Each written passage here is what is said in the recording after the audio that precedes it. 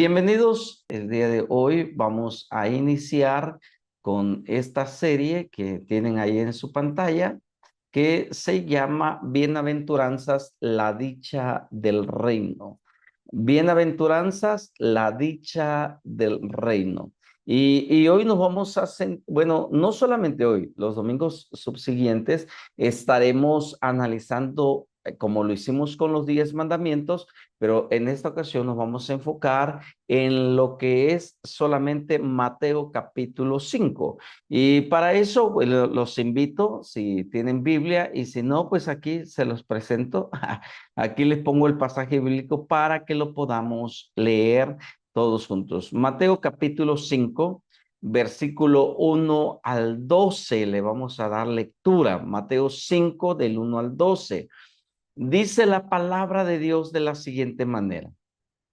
Viendo la multitud, subió al monte y sentándose vinieron a él sus discípulos y abriendo su boca les enseñaba diciendo, bienaventurados los pobres en espíritu, porque de ellos es el reino de los cielos. Bienaventurados los que lloran, porque ellos recibirán consolación. Bienaventurados los mansos, porque ellos recibirán la tierra por heredad. Bienaventurados los que tienen hambre y sed de justicia, porque ellos serán saciados. Bienaventurados los misericordiosos, porque ellos alcanzarán misericordia. Bienaventurados los de limpio corazón, porque ellos verán a Dios. Bienaventurados los pacificadores, porque ellos serán llamados hijos de Dios. Y luego dice, bienaventurados los que padecen persecución por causa de la justicia, porque de ellos es el reino de los cielos. Bienaventurados sois cuando por mi causa os vituperen y os persigan y digan toda clase de mal contra vosotros mintiendo.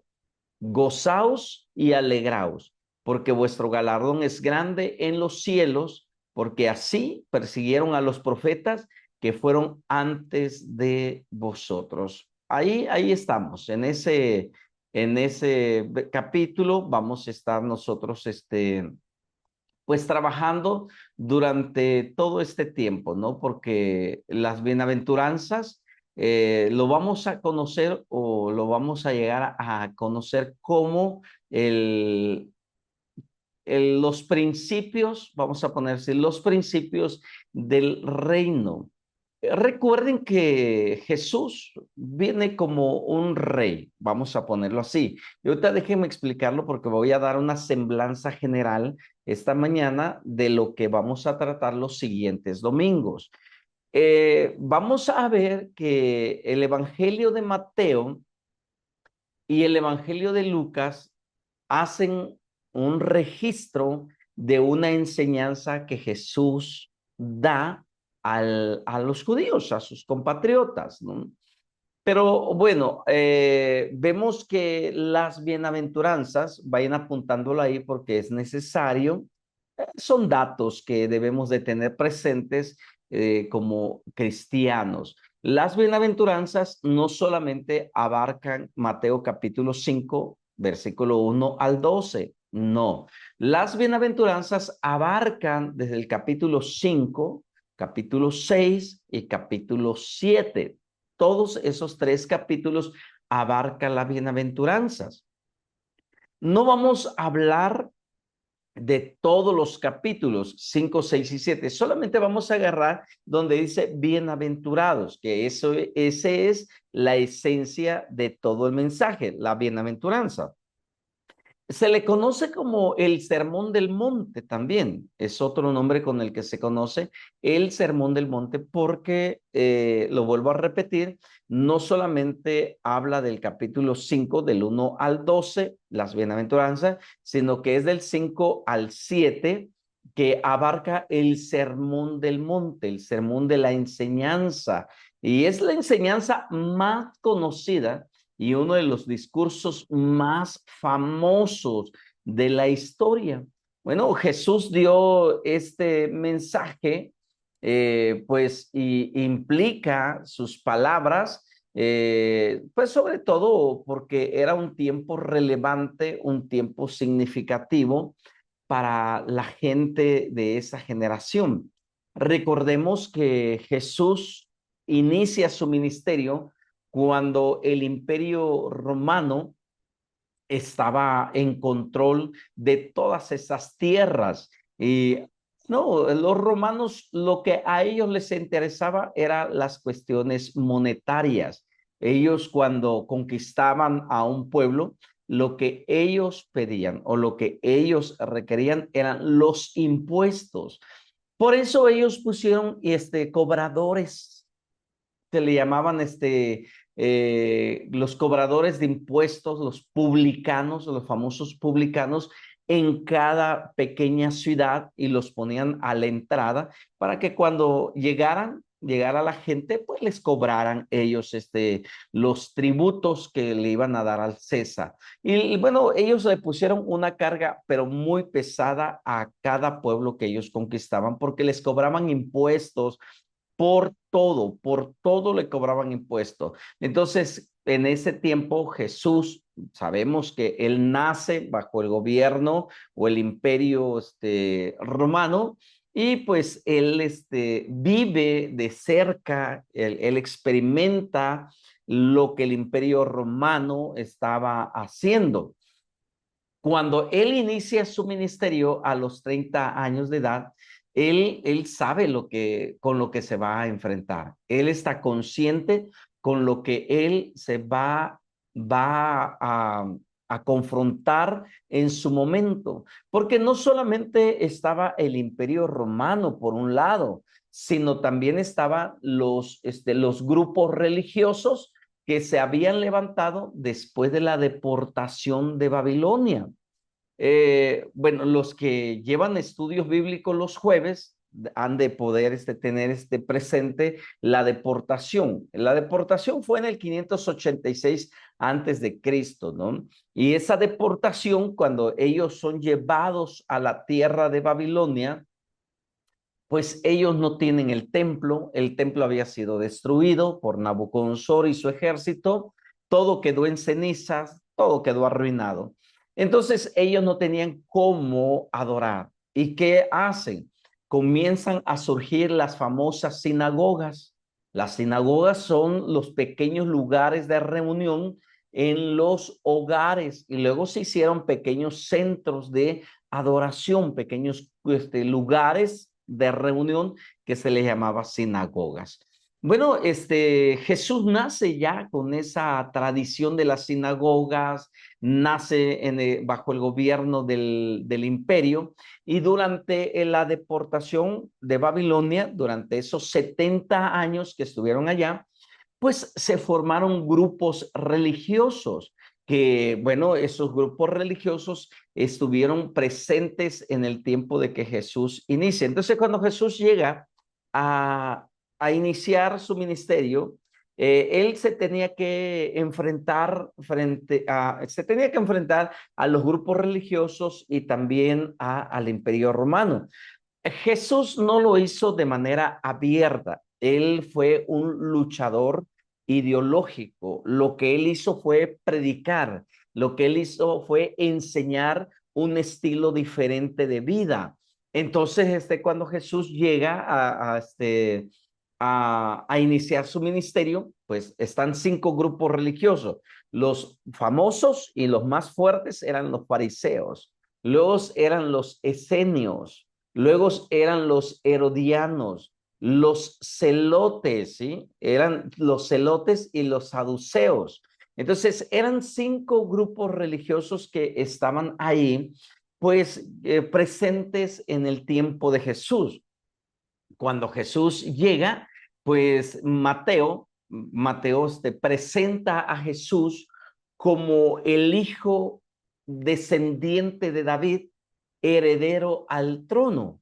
Entonces, por eso Mateo, si se dan cuenta, tiene 28 capítulos. Mateo tiene 28 capítulos que demuestran los dichos de un rey, los dichos de un rey. Porque Mateo presenta a Jesús como el rey de los judíos. Incluso el Evangelio de Mateo es el que más habla sobre el reino de los cielos o el reino de Dios y presenta a Jesús como el heredero a ese trono.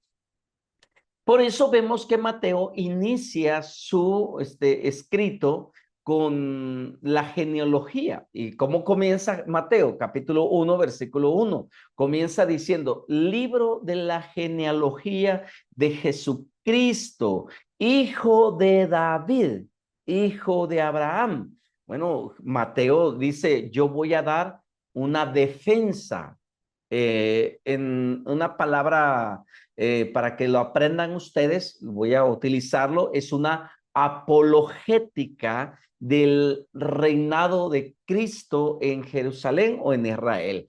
¿Qué es una apología? ¿Qué es una apologética? Es la defensa. Mateo presenta una defensa de que Jesús realmente es el heredero al trono de David. Entonces, es el único que defiende, porque hay 4 evangelios, sí, hay 4 evangelios, pero cada evangelio tiene una apología, una defensa, una forma de presentar a Jesús de manera diferente. Y el que se dedica al 100% a presentar a Jesús como el verdadero rey de los judíos fue Mateo. Por eso él presenta el árbol genealógico.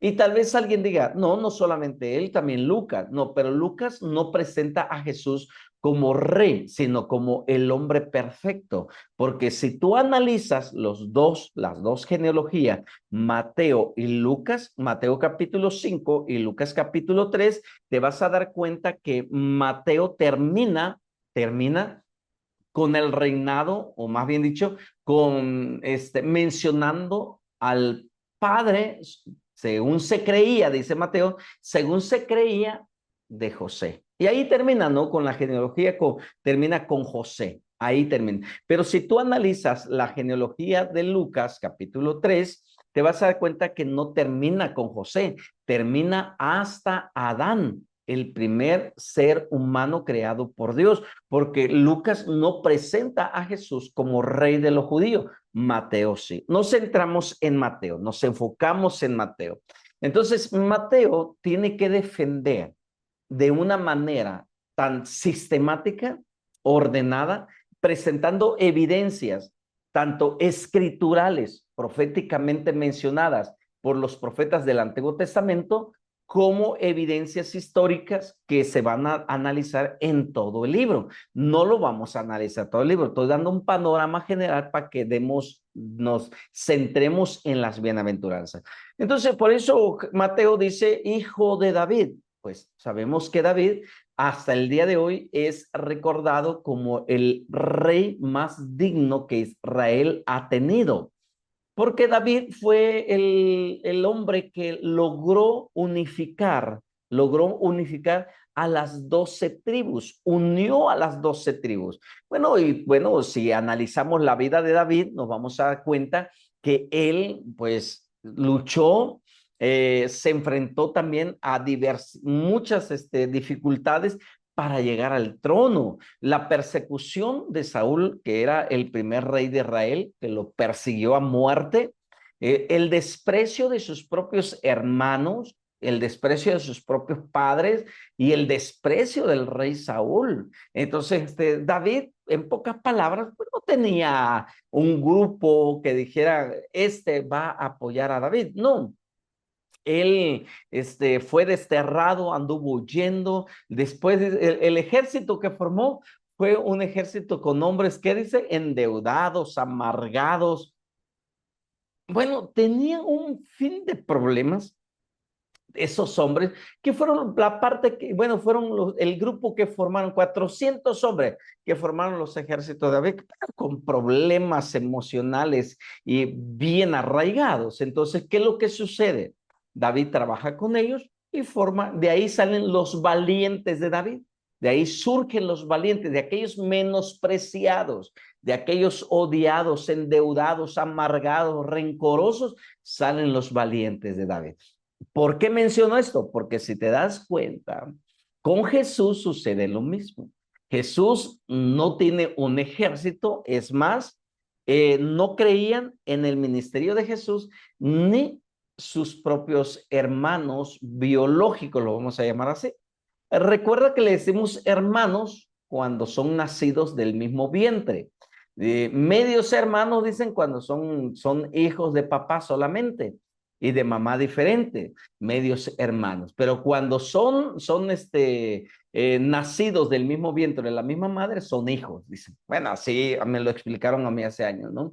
Entonces, María tuvo más hijos con José y Jesús tuvo más hermanos. Por lo tanto, cuando Jesús inicia su ministerio, pues ni sus hermanos creían en eso, porque incluso si nosotros analizamos la historia, dice que la gente fue a decirle a la familia de María y le dijeron, allá está Jesús predicando como que si está fuera de sí. O sea, ya se volvió loquito y allá anda diciendo cosas muy raras. Y pues allá va María, allá van sus hermanos y bueno, llaman a Jesús y le dicen a Jesús, Jesús estaba dando una enseñanza y Jesús le dicen, oye, allá afuera te buscan. ¿Quiénes?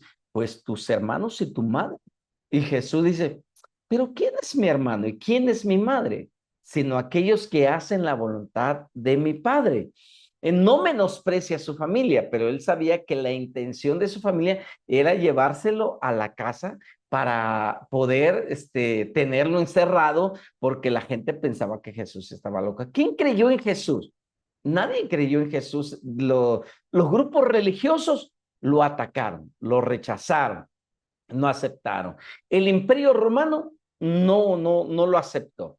Entonces él comenzó a llamar gente, si te das cuenta, gente como la de David, gente con problemas emocionales, sentimentales, endeudadas, con problemas de carácter, de temperamento, porque a los 12 que llamó, no crean que eran unas peritas en dulce, no, no, no. Vemos a un Pedro violento, impulsivo, vemos a un Juan, al apóstol, Juan que más adelante se conoce como el apóstol, Juan, su hermano Jacobo, que Jesús les puso el sobrenombre como los hijos del trueno, porque eran también arrebatados, tenían problemas de dominio propio.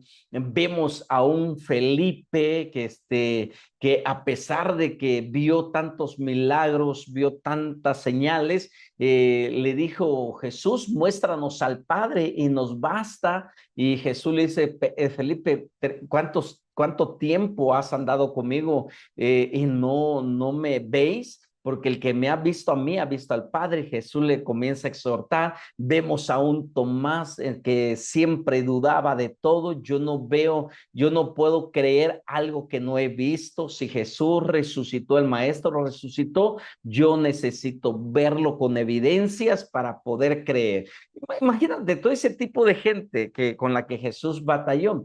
Entonces, por eso se hace un paralelismo entre David y Jesús, ¿no? Entonces, Mateo presenta a Jesús como el rey de los judíos. Ahora bien, si Jesús presenta o Mateo presenta a Jesús como rey de los judíos, pues tienen que darle la bienvenida como tal y él se lo merece. Ojo, como él se lo merece. Por eso cuando Jesús nació, date cuenta, el pueblo no supo el momento de su nacimiento, solamente los pastores que estaban en el campo, pues cuidando su rebaño, aquellos ángeles que se le aparecieron, le dijeron, Hosana en las alturas, paz en los cielos y en la tierra, y de buena voluntad a los hombres. Y les dan la señal de que el Mesías, el verdadero Mesías, ha nacido y que lo van a encontrar envuelto en pañales en un pesebre. Los pastores van y sí, ven a Jesús o ven a María y a José con el niño, pues envuelto en un trapo, en un pesebre. Ellos se postran, lo adoran. Tiempo después, porque eso sucede, me imagino, 6 meses, 8 meses después, llegan unos famosos que le llaman reyes magos, pero esos reyes no son magos, porque esa fue la tradición católica apostólica romana que le pone ese nombre, reyes magos, y dicen que fueron tres. ¿De dónde deducen que fueron tres? Por los presentes que ellos le dan a Jesús. Pero déjame explicarte un poquito más. Esos reyes que vinieron del oriente viajaron por un buen tiempo porque no venían de cerca, no había tren bala, no había aviones, no había transporte, ellos tenían que caminar, ya sea en camello, ya sea en algún otro medio de transporte, ellos viajaron larga distancia. Después ya analizamos bien todos esos pequeños detalles. Larga distancia hasta llegar a Jesús. ¿Dónde encuentran a Jesús? En su casa. No lo encuentran en el pesebre. Esa idea de que a Jesús los magos, los reyes, lo encontraron en el pesebre, no es cierto. Ya Jesús ya estaba en su casa pues en casa de José y María, y ya estaba Jesús ahí. Cuando llegan esos reyes, los reyes eran una casta sacerdotal. Ojo, una casta sacerdotal. No eran magos, eran astrólogos. Eran personas bien preparadas que analizaban los astros y ellos sacaban deducciones de los astros, pero se les hizo algo extraño, un astro luminoso, algunos creen que era una estrella, otros piensan que era un ángel que se presentó delante de ellos como algo luminoso, un cuerpo. No le vamos a llamar astro, le vamos a llamar un cuerpo luminoso. Lo vieron, dijeron, algo raro está sucediendo en la tierra. Pero ellos comenzaron a ver ese cuerpo luminoso que se movía, y ellos comenzaron a seguirlo hasta que ese cuerpo luminoso llegó y se puso donde estaba Jesús. Ellos entran y ellos presentan, date cuenta, gente que venía lejos del oriente, lejos de donde Jesús estaba. Ellos fueron sensibles al entender que el que había nacido era un personaje especial, era un descendiente de un rey importante. Por eso, cuando ellos se presentan, le entregan tres regalos que eran los regalos dignos para los descendientes o nacidos de reyes y de reinas. ¿Qué le presentaron? El oro, el incienso y la mirra. Pero ellos, aunque estos reyes que le dan estos presentes a María por el nacimiento de Jesús, están profetizando algo sobre la vida de Jesús. El oro habla de la divinidad.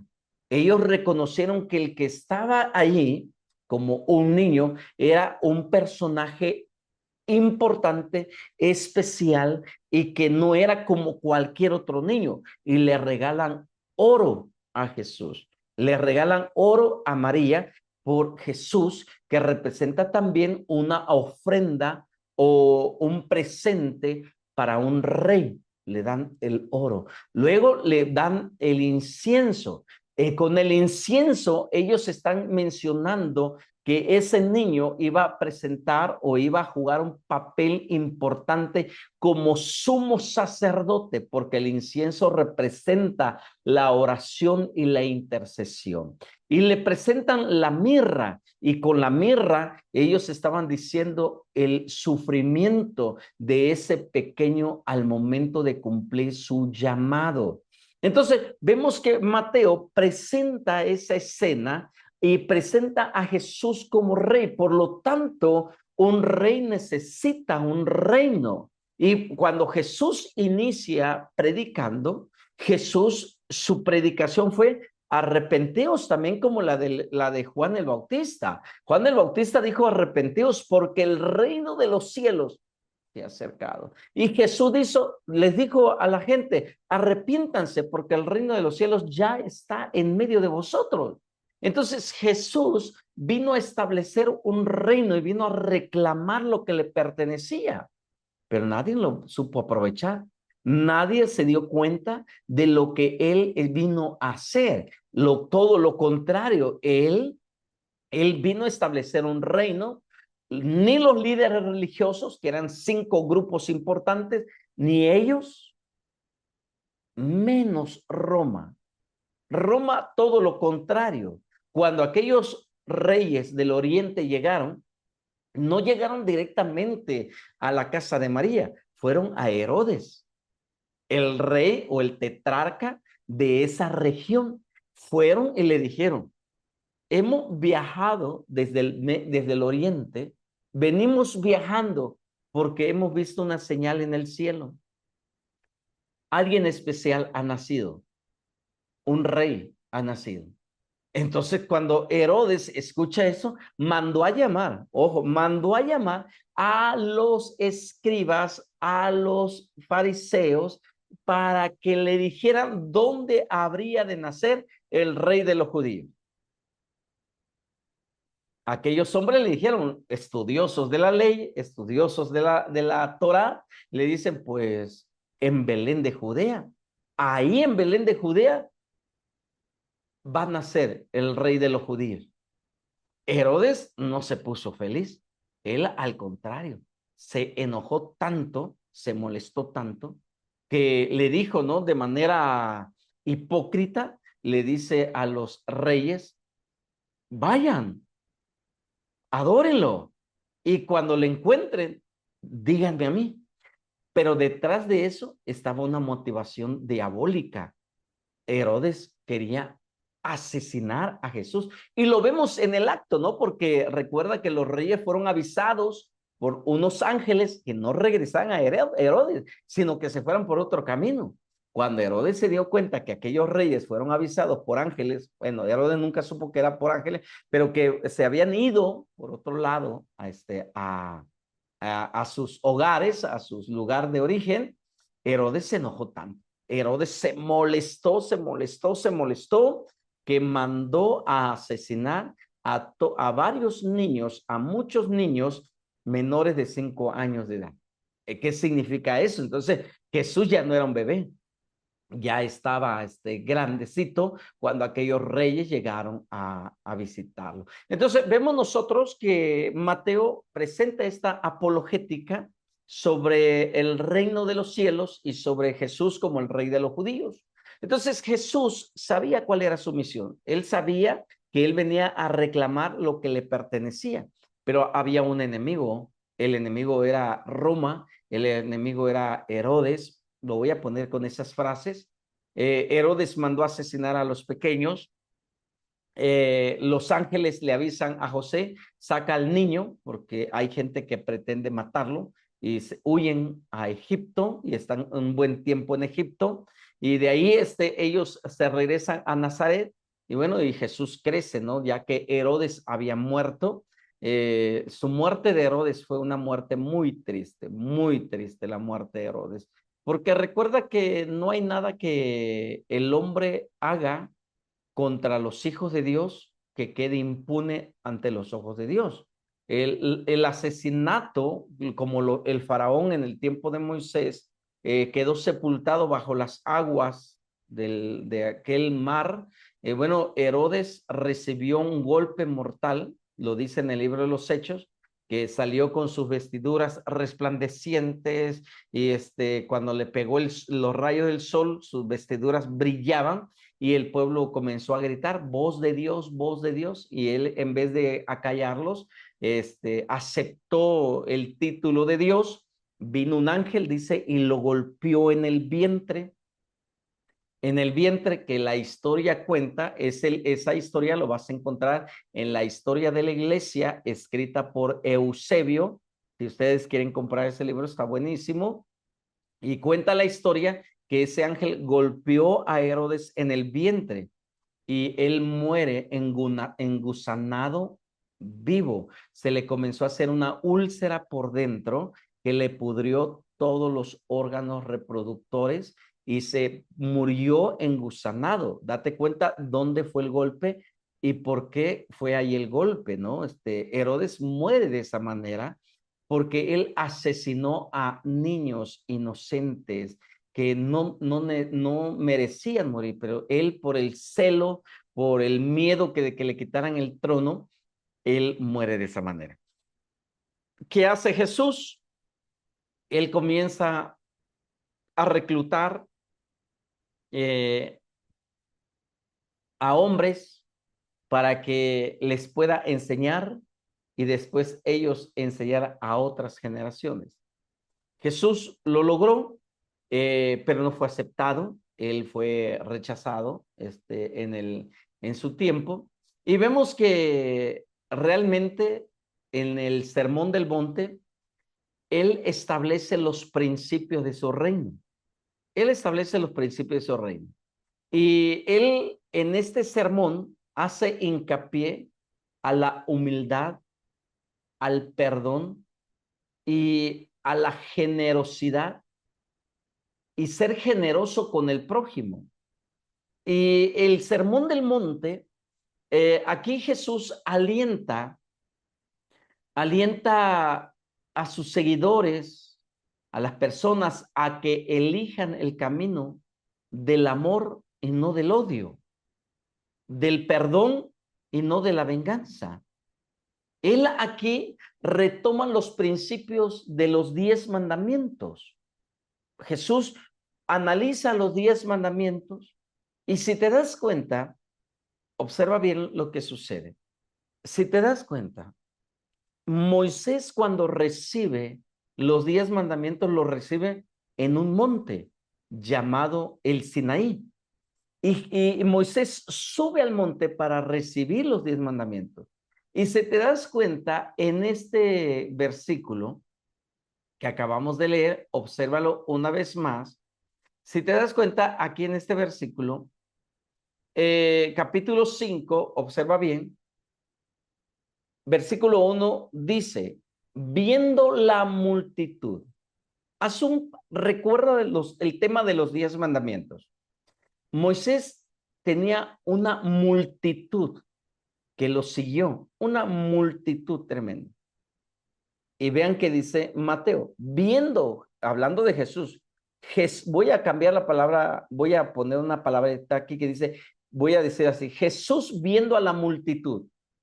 Jesús viendo a la multitud, ¿subió a dónde? Subió al monte. Subió al monte. ¿A dónde subió Moisés? Al monte. ¿A qué subió? A recibir la ley. ¿A dónde subió Jesús para dar los principios del reino? Al monte. Subió al monte. Entonces, los principios de los 10 mandamientos y los principios de las bienaventuranzas se dan en un monte. Escúchalo bien, se dan en un monte. Y ahí en el monte ellos reciben los principios de un reino. Y lo vuelvo a repetir. Jesús aquí, en este tema, Jesús añade o su sermón, su mensaje, va a girar alrededor del tema de la humildad, del perdón, de la generosidad, y va a alentar a sus seguidores o a la gente a que elijan el camino del amor y no de la venganza, del odio, porque tenían razón de estar amargados, porque Roma no era un pueblo cualquiera. Roma, si tú analizas el Imperio Romano, era un imperio pues bastante grotesco, muy cruel con su gente. Y entonces ellos sabían, por ejemplo, te voy a poner solamente un ejemplo. Imagínate a un soldado romano que venía caminando con sus armas, voy a ponerlo así, con sus armas, o venía con un equipaje, ¿no? Y veía a un judío, atravesarse en el camino. ¿Sabes qué hacía el soldado romano? Llamaba al judío y le decía, ven para acá, cárgame, porque la ley lo decía, que debías de cargar o ayudarle a un romano por lo menos una milla. Entonces el romano o el soldado le decía al judío, cárgame. Y el judío lo tenía que hacer. Lo tenía que echárselo al hombro y cargar a esa persona por una milla. Por eso Jesús si te das cuenta, más adelante, él enseña, si alguien te pide que lo lleves 1 milla, llévalo 2. O sea, es se va a contrapuntear muchas cosas, porque tú dices, si Jesús sabía que el pueblo estaba adolorido, estaba pues amargado, estaba enojado con el Imperio Romano, ¿por qué les enseña a elegir el camino del amor? Bueno, él tenía que, bueno, no solamente predicarlo, sino también practicarlo. Jesús no solamente era un maestro con una buena retórica, él tenía que enseñarlo en carne, en vida, en ejemplo. Entonces, Jesús, si tú te das cuenta, él les dice, elijan el camino del amor. Él llama, ¿no? A su gente a restaurar el reino de Dios en la tierra. Bueno, y se trata, ¿no? Sobre todo de un reino en el que el cielo y la tierra están combinados inseparablemente, porque Jesús es precisamente el que une el cielo y la tierra. Me adelanto un poco. Cuando Jesús muere, date cuenta, él muere en un madero. Su cuerpo está suspendido entre el cielo y la tierra. Sus manos están levantadas hacia el cielo y sus pies a la tierra. ¿Qué significa eso? Que el eslabón que une el cielo con la tierra se llama Jesucristo. Entonces, él sabía que el reino que él vino a establecer no era un reino físico por el momento, porque la venida de Jesús tiene dos enfoques. El primer enfoque, él vino a restaurar la relación de su pueblo con su padre. Ese era el enfoque. Él vino a reconciliar a su pueblo con el Padre. ¿Sí? Ese era el enfoque. Él vino como salvador, como mediador en su primera venida, pero él viene en su segunda venida ya no como mediador. Ahora él viene como rey de justicia, porque ahora sí, si la primera venida él vino a establecer un reino espiritual, en su segunda venida él va a venir a establecer un reino terrenal, un reino físico. A eso le llamamos el reino milenial de nuestro Señor Jesucristo en su segunda venida, en su segunda venida. Entonces, vemos que Jesús, en su primera venida, él establece los principios de su reino. Y él sabe que él es el único mediador entre Dios el Padre, entre Dios y los hombres, el único mediador. Por eso dice el apóstol Pablo, hay un solo mediador entre Dios y los hombres, Jesucristo, hombre, es el único mediador, el único. Nadie más puede mediar entre Dios y nosotros, Jesucristo solamente. Ahora bien, no sabemos con certeza si Jesús dio el Sermón del Monte como un gran discurso o si Mateo recopiló las enseñanzas de Jesús a lo largo del tiempo y lo organizó en una serie de sermones. No lo sabemos porque, te lo vuelvo a repetir, son tres capítulos que Mateo le dedica, capítulos 5, 6 y 7, por eso menciono 3. Y bueno, pero de cualquier manera, este sermón contiene algunas de las exigencias éticas más rigurosas de la Biblia. Ahora, tiene ideas muy escandalosas las bienaventuranzas. ¿Por qué lo menciono? Porque dice, bienaventurados o benditos los que buscan la paz. Amen a sus enemigos y oren por los que los persigan.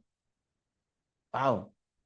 Esto no es escandaloso para un pueblo que ha vivido por más de 70, 80 años bajo el yugo de un imperio como la de Roma. La historia de Israel es de esclavitud. 400 años en Egipto, después fueron llevados a Siria esclavos, luego viene Babilonia, esclavos, 70 años. Bueno, luego vienen los medos persas que les dan un poco de libertad, viene Alejandro Magno que les da más libertad, pero llega el Imperio Romano y otra vez subyugado. Ya no los llevan a otras tierras, ahora están subyugados en su propia tierra. Y cuando ellos escuchan a Jesús decir de estas bienaventuranzas, como que es algo escandaloso, ¿no? Ellos esperaban a un Mesías libertador, a un Mesías guerrillero, a un Mesías revolucionario. Pero cuando ven a Jesús que no era un rey o un Mesías como ellos lo pensaban, pues ahí ellos dicen, pero ¿qué está pasando? ¿Qué está sucediendo? ¿No? Porque la revolución de Jesús fue ideológica, fue cambiarle la mentalidad a su gente. Por eso Lucas en el capítulo 6, Jesús, ahí Lucas menciona que el propósito de Jesús era precisamente venir a libertar a los cautivos, ¿no? Creo que no, es capítulo 4, perdón, Lucas capítulo 4, cuando menciona que él vino a dar libertad a los cautivos. Y él lo menciona, Lucas dice, vino a Nazaret donde se había criado en el día de reposo, entró en la sinagoga conforme a su costumbre y se levantó a leer y se le dio el libro del profeta Isaías y habiendo abierto el libro halló el lugar donde está escrito, el Espíritu del Señor está sobre mí por cuanto me ha ungido para dar buenas, ahí está la clave. El mensaje de Jesús para establecer su reino era las buenas nuevas. El pueblo necesitaba buenas noticias, buenas nuevas. Y luego dice, buenas nuevas a los pobres, pobres económicamente, materialmente, espiritualmente, emocionalmente. Me ha enviado a sanar a los quebrantados de corazón. La esperanza del pueblo estaba por los suelos, estaba destruido. Ellos se sentían traicionados por sus mismos compatriotas, aquellos que se unieron a Roma para cobrarle los impuestos. Habían grupos religiosos que en vez de sanar el corazón del pueblo, los herían poniéndoles pesadas cargas como los fariseos, como los escribas, los herodianos, los saduceos, los celotes. Los celotes eran un grupo revolucionario, más que religioso, los celotes eran un grupo guerrillero. Y se unieron a Jesús porque esperaban que Jesús los liberara de Roma. Entonces vemos nosotros que Jesús dice, yo vengo a sanar, vengo a vendar, a sanar a los quebrantados de corazón. Luego dice, a pregonar libertad a los cautivos. ¿Pero qué cautivos? Pues no, él no era un guerrillero, él no era un revolucionario que iba a levantar un grupo como los macabeos que se armaron y pelearon. Él no. Pero sin embargo, él dice, vengo a pregonar libertad a los cautivos. ¿Qué más libertad puede tener el hombre cuando su mente es libre de la mentira y del engaño? Cuando una persona, su mente es libre de las ataduras del engaño, de la mentira, es una persona que, aunque su condición física, como dijo Víctor Frank en su libro El hombre en busca del sentido, que vivió el holocausto, que experimentó la muerte de miles y miles de judíos como él dijo, la única manera de ser libre es a través de liberar tu mente de la esclavitud. ¿A qué vino Jesús? A liberar la mente de los hombres de una esclavitud que ellos vivían. Y luego dice que, bueno, vuelvo a la palabra pobres, porque si una persona es esclava mentalmente, es pobre en todos los demás sentidos. Entonces, dice, y vista a los ciegos. Lo hizo de manera física, sanó a gente que estaba ciega, pero también vino a darle vista espiritual a la gente. Entonces, las bienaventuranzas nos van a llevar a nosotros a vivir una vida en libertad, a una vida plena de satisfacción, de dicha, de felicidad, cuando aprendamos que cada una de las bienaventuranzas guarda un secreto para que nosotros seamos felices. Espero en Dios que cada domingo estés conectado, estés aquí con nosotros y que te puedas alimentar de estas enseñanzas, de estas bienaventuranzas, que no te lo pierdas, que tú puedas decir, yo quiero tener una libertad plena, total, completa. Quiero tener una satisfacción, pues, física, mental, emocional, espiritual. Por eso oro a Dios que cada domingo tú estés aquí con nosotros aprendiendo más.